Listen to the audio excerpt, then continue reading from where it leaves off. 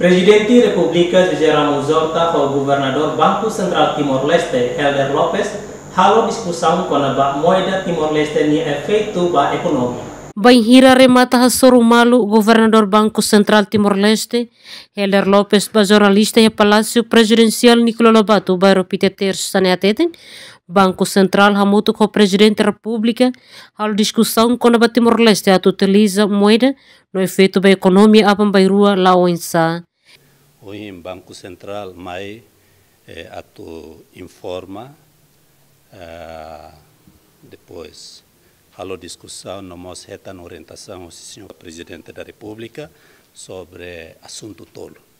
Assunto primeiro maca informação nebe que a mi hato nós halo discussão no retan orientação maca liga ho moeda o dólar nebe que agora dá Itaúsa.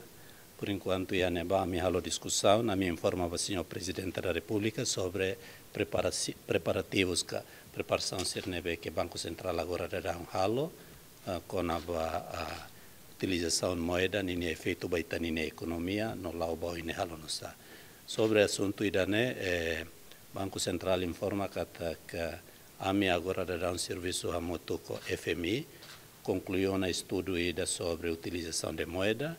A mi Banco Central mosamuto com insonsir se lukanesan Soros Foundation hotan insonsir se tanto se amirasik.